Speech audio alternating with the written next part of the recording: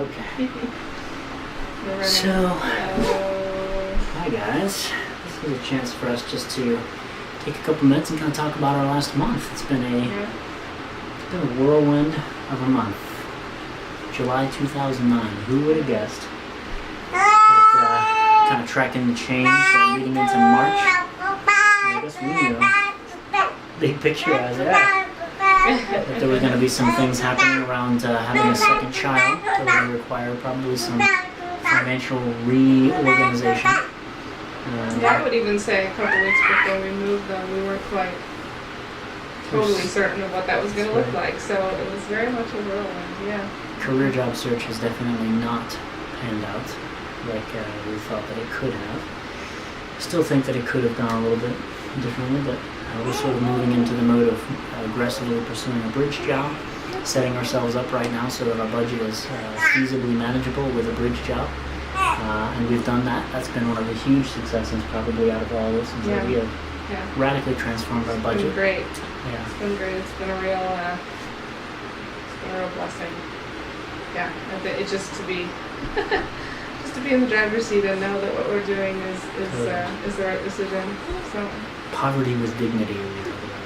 It's a totally different experience. After working at the community center, I've seen a lot of people completely dictated by their circumstances, and so to be in a position where we have some resources to work with and still can address and engage our circumstances makes really all the difference in the world going through something like this. And that's been, I think one thing I've been amazed at is just learning to communicate and work together through this kind of enormity. Yeah, we're a good team. We discovered that we can be a really good team. Our little morning meetings, about 10 days of just intense sun up to sundown, planning and then executing, and I mean basically moving an entire lifetime of crap. Over and over and over again. We took that garage, and our garage was piled up to about as high as I can stand, and then probably all the way back with stuff that was our stuff we were holding for people, everything from Lisa's dad's place, and we hauled that stuff out on the driveway. I got rid of about 60% of it, so it's great. Took it out on the driveway probably 5 different times and stretched things out on the sides and had little sort of purging conversations as we go down and sort of sort through the things. We had a big dumpster that we hauled in and just filled that thing up. You saw, We had angels who showed up. This Hispanic guy named Rigoberto and his family had a truck, and they were collecting metal scrap. So he'd show up and raid our... Take a bunch of stuff out of it, and put more stuff in. That's right. It's great. And we would not have fit everything if he hadn't done that. He showed up 2 times and helped us out, and the last day we were hauling big stuff out and just putting it on the street and writing in marker his name on the stuff and just leaving it out there for me until he did it. So it's kind of an amazing process just to watch how many things came together to get that done. Yeah, so now we have just a storage unit and what we have here, which actually feels really good. It's amazing how much stuff you collect over the years and how much stuff you really don't need. So. And probably the saddest part of this whole thing has been the dogs and trying to figure out what to do with them. So Elvis seems to be in a really good place right now. When we took Elvis up to this adoption agency, it's up in a little town called McHenry, Illinois. Yeah. Actually, even outside of McHenry, Illinois, but tiny little town up close to Wisconsin.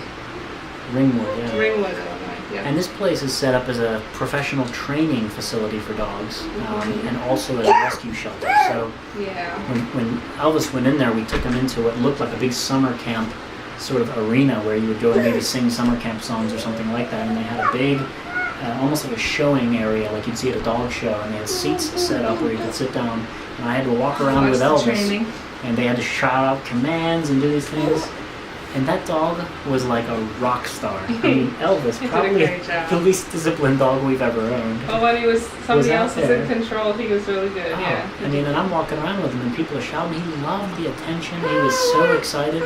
And totally not, I think, what we thought going into it, that experience would wind up being. But it was just great to see a place that's going to take good care of him. It's going to train him. I mean, if we can get him back, he's going to have 3 months of professional training under his belt. He's going to be a different dog. And some of it's just stuff that we just time and energy wise didn't make the time to do. For discipline and training. So So anyway, So we're at the he top of the seems to list be doing to really well. adopt Elvis back, and Mhm. we've had several friends who have been discussing taking JC for us, and slowly but surely they've all kind of not been able to do that, so we're still sorting out a couple options to see what we're going to do with JC. I mean, she's in a kennel, and we're touching base with the kennel. It sounds like she's doing well. And she seems to be doing well. She loves her bones. Yeah, every day. Every day they give her a new bone and she chews it down to the Gives her a hoof filled with peanut butter Yeah. and some other thing mixed in, Yeah. and she said JC just sits there all day chewing on her bone and gnaws it down to the size of a quarter every day. It's She crazy. loves it though. It's crazy. Casey likes her routine. Yeah. I think sometimes so. Yeah. So anyway, So anyway, We're this moving is probably forward. longer than we that's right. But anticipated it being, but we have a That's 3-month the update. contract here, and then we're Yeah. going to reevaluate with Lori and see where we're all going. So in 3 months, we could potentially be moving again. We are in a very mobile place right now. Everything we have is collapsible, and we could, collapsible or with in storage. the So right size car, I mean, even a minivan or something, we could probably just pack up and go. So if we get a job that maybe even requires relocation, who knows? Who knows what we're going to be talking about? But I feel like but we're open to a lot right now. So we're more set than we've been before, and even though it's been pretty much a series of acceptances, I don't know how else to say it, except you know you kind of deny that this is happening, and then you have to sort of really resign yourself to a lot of things, and then accept and embrace the reality of the situation, and that just happens layer after layer. But kind of getting to a place where we're ready and we can just walk this out, and we can do it with gusto and with confidence, has been really redeeming, and I kind of feel like we're in a place where we I don't know, obviously have our moments, but yeah, in general have the confidence that we need to Feel move good. forward. So it feels good to be settled and to know where we're moving, to know that we're moving forward, even if we don't know. and this is But a we're great managing option. the job, Yeah, yeah. this This has been a real blessing For the to price, have a this is house a- where we have yeah. access to the kitchen and the rest of it, and two of our own rooms, and like so- Lori, we could have wound up in a slum situation very easily. I don't know if we would have done that, but that was very much the context where I think a lot of people at this price would have tried to set us up in, and so it's great to have something that I think is so much better than that. So anyway, very, very blessed. Well, thank you guys for all your support, and yeah, we love you guys, and we keep in touch. Love you. Bye.